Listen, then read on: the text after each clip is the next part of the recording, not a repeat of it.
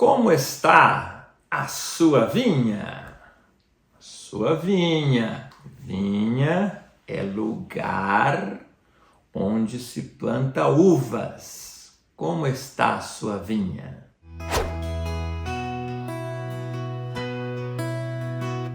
Mas o que me der ouvidos habitará em segurança e estará livre do temor do mal. Viu? Como é bom dar ouvidos ao Senhor? Muito bem. E aí? Como está a sua vinha? Tá entendendo nada, né? Vamos para o texto bíblico? Encontra-se em Mateus, capítulo 21, no versículo de número 33, que diz assim: ouvi ainda outra parábola. Houve um homem, pai de família, que plantou uma vinha e circundou-a de um valado e construiu nela um lagar e edificou uma torre e arrendou-a a uns lavradores e ausentou-se para longe. Então nós vamos discorrer sobre esse texto de uma parábola que o Senhor Jesus estava contando aos seus discípulos. A epígrafe aqui está dizendo que é a parábola dos lavradores maus. Mas nós vamos nos ater apenas nesse primeiro versículo aqui, que é o 33.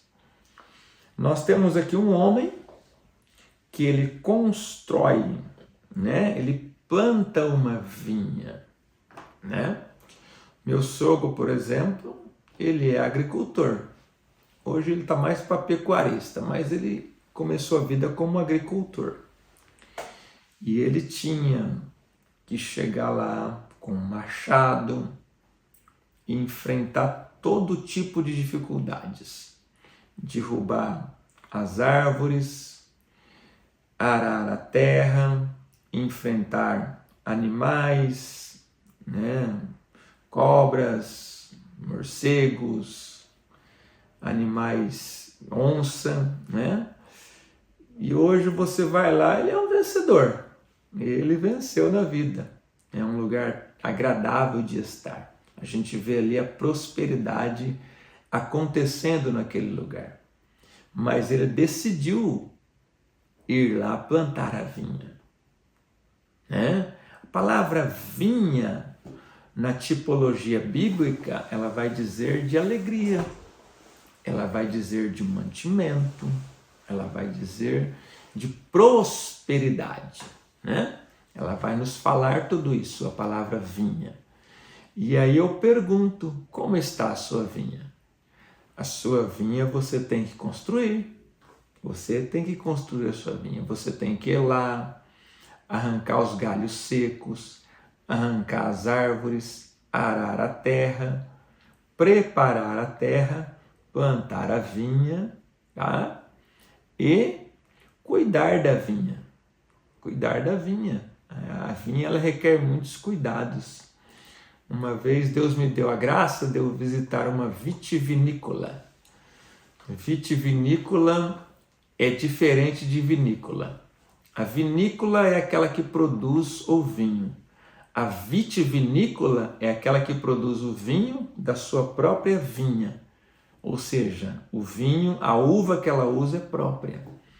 E uma das coisas que eles fazem na plantação dele, que eu achei bem interessante, eles circundam, né, a plantação com rosas. E aí eles têm uma explicação lá, que tem pragas, tem insetos que a hora que vai atacar a vinha, eles preferem aquelas folhas das rosas e aquilo serve de um escudo, de uma proteção para a vinha. E olha o que o texto nos diz. Houve um homem que ele plantou uma vinha. Né? Esse homem ele é um pai de família. Ele plantou uma vinha. Nós vamos falar aqui ainda sobre mordomia, né? E mordomia é uma palavra que a gente não entende direito na nossa cultura, né? Porque ser mordomo é você ser provedor. Isso é ser mordomo, tá? Então, o pai de família, normalmente, ele é o mordomo. Pelo menos ele tem que ser. Né? Para isso que Deus constituiu a família e colocou ali um pai. Quem que peca lá no paraíso? Em primeiro lugar? Adão ou Eva? Eva. Depois Adão foi lá e pecou também. Mas Deus cobra de quem? Deus nem conversa com Eva. Deus chega conversando com Adão. Por quê? Porque o pai de família, ele é aquele que cuida da vinha, aquele que cuida da alegria, do seu bem-estar, do bem-estar dos seus, né? Então, além dele ter o esforço de plantar a vinha, de preparar a terra, de tirar os galhos, espiritualmente falando, tirar aquelas coisas que está atrapalhando a sua vida, de prosseguir para ter uma vida melhor com mais intimidade com o Senhor Jesus. Isso são os galhos, né? São os maus costumes, os vícios de linguagem, coisas que a gente faz, coisas pequenas que as pessoas fazem que desagradam ao Senhor Jesus. Aquele vídeo anterior que nós falamos sobre 3 coisas que Deus não tolera. Uma das coisas que me marcou muito é que Deus não tolera a falta de fé. Pessoas que confiam em médico, confiam na carreira, confiam em tudo e não confiam no Senhor Jesus. Todas as coisas que nós vemos aqui são efêmeras e passageiras. Tudo isso vai ficar. Somente o nosso corpo que será transformado, que estará na cidade celestial com o Senhor Jesus. Então, depois que a gente faz isso, que a gente planta a vinha, que está relacionado ao processo de conversão, está relacionado ali ao processo de regeneração, depois que a gente planta essa vinha, tira ali as ervas daninhas, tira as árvores, tira os tocos, prepara a terra, planta a vinha e começa a dar o fruto, nós temos o quê? Que circuncidar essa vinha. Olha o que o texto diz. Circuncidou de um valado. O que é um valado?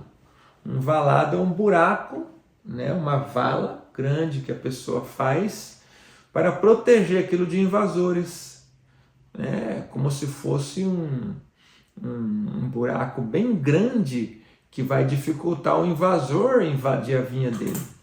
Que ele vai ter que...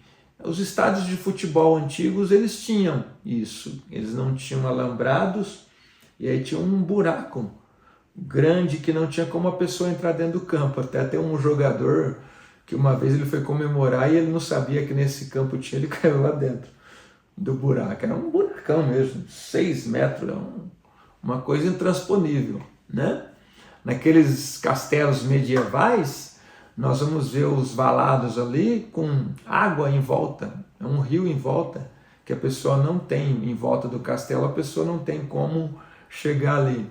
Nos desenhozinhos tem até jacaré lá, né? Para morder as pessoas. Então, esse cercar a vinha, o que é a vinha? Nossa família, nossos filhos, nossa mente, nosso pensamento, nosso agir, nosso falar, nosso pensar, nosso desejar. Isso tem que estar circuncidado, isso tem que estar protegido. E como é que protege? Como é que protege? Protege com a palavra de Deus, aprendendo na palavra de Deus, ouvindo a palavra de Deus, para nós aprendermos a circuncidar a nossa vinha. Eu não disse para vocês que na vitivinícola, em volta dela tem roseiras, para que os insetos, as pragas fiquem nas roseiras e não atinjam a vinha? Às vezes tem que sacrificar até algo bonito, porque rosa é algo bonito. A minha tia Naia, todos os dias ela manda lá uma foto de uma rosa para mim, porque rosa é algo bonito. Mas lá eles têm que sacrificar as roseiras para proteger a vinha. E às vezes nós temos que sacrificar algo que perante a sociedade é bonito, mas como nós amamos o Senhor Jesus e nós amamos os nossos, nós sacrificamos isso. Quantas renúncias eu não fiz na minha vida? Quantas delas eu não fiz por amor ao Senhor Jesus, por amor à minha família? Fiz com alegria, não fiz com tristeza não. Não tem nostalgia não. Se aquilo ali está me prejudicando e vai prejudicar a minha família e vai prejudicar a minha relação com meu Deus, para que eu vou? Para que eu vou querer aquilo? Para quê? Para qual motivo? Né? Para um prazer momentâneo? Para algo momentâneo que depois vai gerar uma culpa e vai gerar uma separação? Porque o pecado, ele separa o homem de Deus. Lá em Isaías está escrito, Isaías 59. Ei, a minha mão não está gravada, nem os meus ouvidos tapados para ouvir vocês. Mas o que fazem divisão entre mim e vocês são as vossas iniquidades. E iniquidade é diferente de pecado, porque a iniquidade ela é um pecado rotineiro. É um pecado que já impregnou na vida da pessoa. Eu vi uma pregação uma vez, de um pastor que foi muito usado aqui no Brasil, que ele dizia, essa pregação era convicção do pecado, que hoje as pessoas perderam a convicção do pecado. Hoje as pessoas pecam e está tudo bem. Eles vestem ali o manto, fazendo até alusão da mensagem anterior, eles vestem ali o manto do relativismo. Não, pecado porque o meu pastor acha que é pecado. Para mim não é pecado não, entendeu? Meu pastor acha que isso é pecado, mas eu vou fazer porque para mim não é pecado. Não sabe, será que não sabe que está desobedecendo o pastor e aí se torna pecado? É, porque o pastor é autoridade. Se Deus manda nós obedecermos às autoridades seculares, o que se dirá das eclesiásticas? Deus vai mandar nós obedecermos às autoridades seculares, mas as eclesiásticas não. Vai lá para Hebreus 13, 17, obedecer a vossos pastores, porque eles velam por vossa alma, para que não o façam gemendo. Isso é circuncidar a vinha, isso é proteger a vida. Eu já fiz já trouxe uma palavra aqui também chamada a blindagem da fé. Lá nós falamos sobre isso, sobre circuncidar a vinha, as duas colunas que protegem a nossa vida.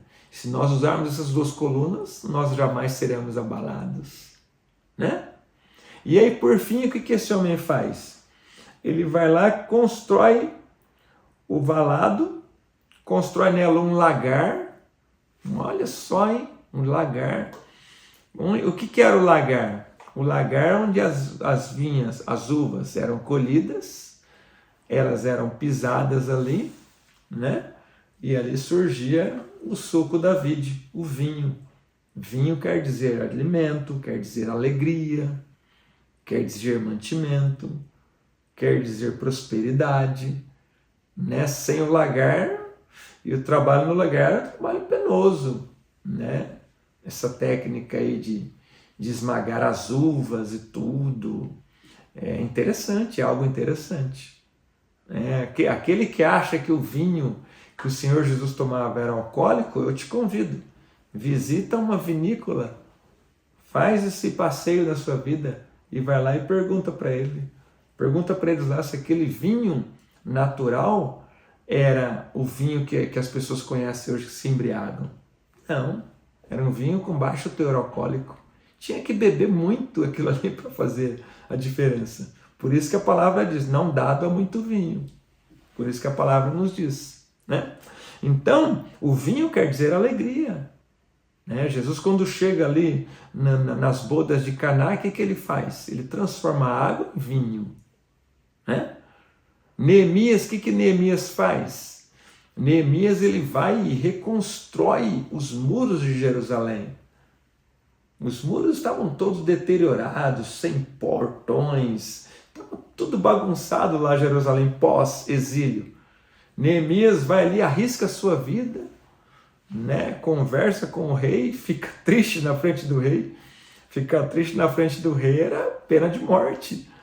O rei, ele era copeiro do rei. Tudo que o rei tomava, ele tinha que experimentar antes, porque se tivesse algum veneno, alguma coisa, ele caía ali duro na frente do rei, né? Ele era copeiro do rei. E ali então ele fica triste na frente do rei e ele fala que ele está triste porque a cidade dele está sem muro, a cidade dele está desolada. E então o rei dá carta para Neemias, ele vai lá e reconstrói a cidade. Nós vamos fazer aqui uma série ainda só sobre Neemias no tempo de Deus, sobre a reconstrução de Jerusalém. E ali então ele vai lá e circunda, cria uma equipe grande lá, e em 52 dias eles reconstroem e reparam o muro e tampam todas as brechas. Todas as brechas foram tapadas, né? E aí, por fim, depois que ele constrói o lagar, ele planta a vinha, ele faz o valado, protege a vinha, depois ele constrói o lagar, onde vai fazer o suco da vide, e por fim ele constrói uma torre. O que significa a torre? A torre é um lugar de vigilância. É a torre de vigia. Todas as torres que nós conhecemos é de vigilância. Quem está na torre não está dormindo. Quem está na torre está acordado, está alerta, está vigiando. O que a palavra nos diz? Vigiai e orai. Não é orai e vigiai, não é vigiai e orai. Antes de orar, vigia, dá uma olhada de um lado, dá uma olhada do outro, vigia, fica alerta. Não permita que o inimigo venha tirar a sua coroa. Não permita, vigia, né? O vigiar é isso. Se alguém nos der um bem de valor, eu vou te emprestar o meu carro. Você não vai nem dormir direito com medo de alguém roubar aquele carro, vai ficar vigiando aquele carro durante a noite. Isso é vigiar, né? Então, queridos, aí nós vamos fazer o Abacuque. O que Abacuque fez? Ele constrói a torre, ele faz uma alusão à torre, né? E até aquele hino dos meu querido irmãos, não é um grupo, né? Irmão Siqueiras, querido irmão Elias, que ele faz aquele hino tão lindo que todas as vezes que eu ouço aquele hino, a minha alma se alegra, até o meu espírito se renova. Vou até pedir para a nossa editora, a minha princesinha, que é a minha filha, para colocar no final aquele hino lá, o Torre Forte, para a gente meditar naquele hino, que é coisa linda mesmo, veio do céu para nós, né? Então, a gente cumprindo esta sequência que o texto nos propõe, nós não vamos ter problemas. Primeiro a gente planta a vinha. Olha só, a gente só colhe o que a gente plantou. Eu estou comendo repolho, você plantou repolho. Eu estou comendo mandioca, porque você plantou mandioca. O que nós comemos é o que nós plantamos. Eu sempre digo para os meus meninos, sempre, sejam gentis. Seja gentil com o seu irmão, seja gentil com o seu professor. Eu sempre ensino eles a serem gentis, porque a gentileza atrai gentileza. Eu sempre oriento eles. Nós vamos colher aquilo que nós plantarmos. O que é? Não adianta falar, Senhor, manda chuva. Você só plantou discórdia. Se Deus mandar a chuva, o que vai nascer? Discórdia? Não. Vamos plantar, fazer a plantação certa. O meu sogro lá, ele é um plantador. Planta café. Na época certa ele vai lá e colhe café. Acredita nisso? Que ele planta café e colhe café? O duro é se ele plantasse. Eu descobri que até capim eles plantam. Sabia disso? Até capim. A gente cresceu vendo os capim nascendo sozinho, mas não. Até isso eles plantam capim para poder o boi ter o gado ter com que se alimentar. Então o que nós plantarmos, nós vamos colher. Número 2, muro. Fazer o muro. Vamos circuncidar, vamos proteger a nossa vinha. Tem certos lugares que nós não devemos estar. Nós não devemos pisar. Isso é inegociável. É inegociável. Tem locais que nós não podemos estar. Isso é o que? É proteger a vinha. Né? Agradece o convite, com educação e tudo, mas nesse lugar eu não posso ir. Né? Não é porque eu sou santarrão, não. É porque o meu Deus não permite que eu esteja nesse lugar. Não adianta nós querermos olhar para esse mundo e querer depois ter uma vinha saudável. Não adianta. Se nós formos atrás desses prazeres do mundo que são efêmeros e só trazem tristeza, nossa vinha vai ser estragada. Depois que ele vai lá e faz o muro, o que ele faz em terceiro lugar? Constrói o lagar, vamos amassar essa vinha, dá trabalho, vamos moer essa uva e vamos fazer o vinho. E no final o que ele faz? O que ele constrói? Uma torre.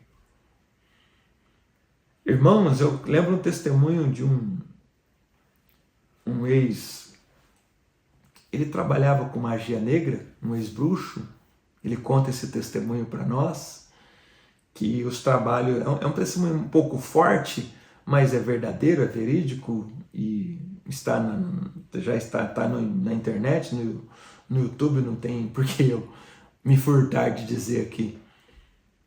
Os trabalhos que ele fazia eram trabalhos pesados. Ele tinha ali que comer vísceras de defuntos. E ele faz isso por 16 vezes. Quando ele chega no 17º, se materializa na frente dele ali aquilo que eles chamam de guia, que nós sabemos que são demônios. Se materializa na frente dele ali, e aí ele fala assim, não toque nesse corpo. Era uma jovem crente. Uma jovem crente. E ele falou, por que eu não posso tocar?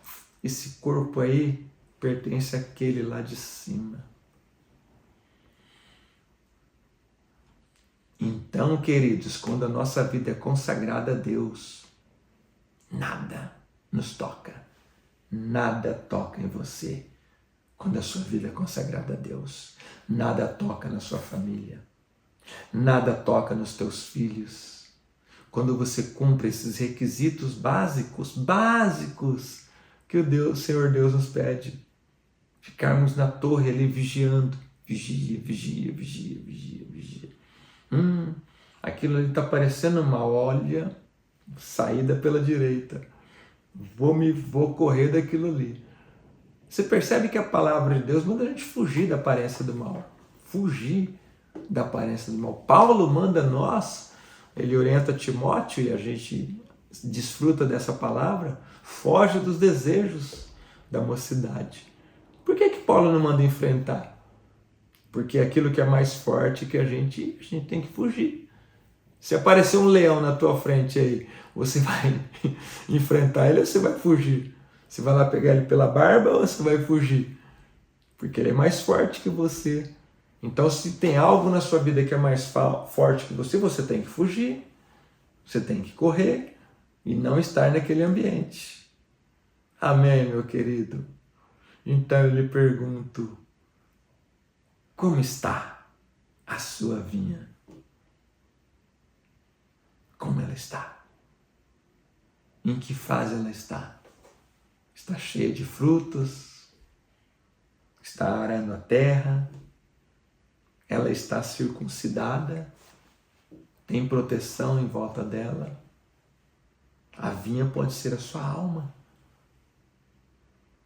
Como que está a sua proteção emocional? Você precisa se valer de alguns recursos para proteger as suas emoções, a não ser que seja o recurso do Senhor Jesus. Você precisa de alguma dose mais forte para equilibrar a sua mente, ou você só se contenta com o Senhor Jesus? E aí, como é que está a sua vinha? Já construiu o muro? Já fez a torre? Já está vigiando a vinha? Já fez o lagar? Já está ali no processo de fabricar o suco? Como está a sua vinha? Senhor Deus e Pai, neste momento nós oramos a Ti, crendo, Senhor, que o Senhor é o nosso Deus, o nosso galardoador. E aqui, Senhor, nesta palavra que terminamos de compartilhar com os nossos irmãos, derrama da sua glória. Abençoa, Senhor, o meu irmão Ailton, a Maria, a Ágata. Oh, meu Deus, derrama da sua glória sobre a vida do teu servo, pastor Vanderlei Melo. Pai, abençoa minha esposa querida, os meus filhos que o Senhor me presenteou. Pai querido, abençoa os nossos clientes.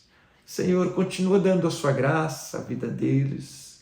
Senhor, abençoa os nossos fornecedores. Abençoa, Senhor, os nossos colaboradores. Pai, abençoa o nosso lar.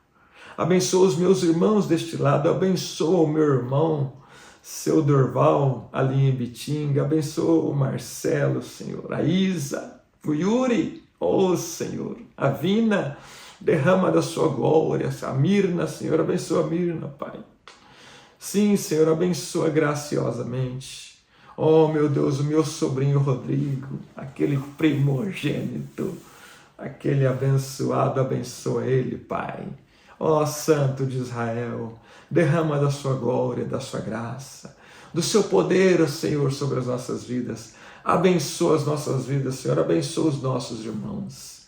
Que nós tenhamos uma vinha pura diante de Ti, Senhor, circuncidada, uma vinha que produza bons frutos, que produza bons sucos de vinho da videira, e que nós tenhamos a torre levantada. É assim que oramos e te agradecemos, no nome santo e doce de Jesus. Que Deus te abençoe e te guarde. Até o próximo vídeo, ou nas nuvens com o Senhor Jesus. Deus te abençoe.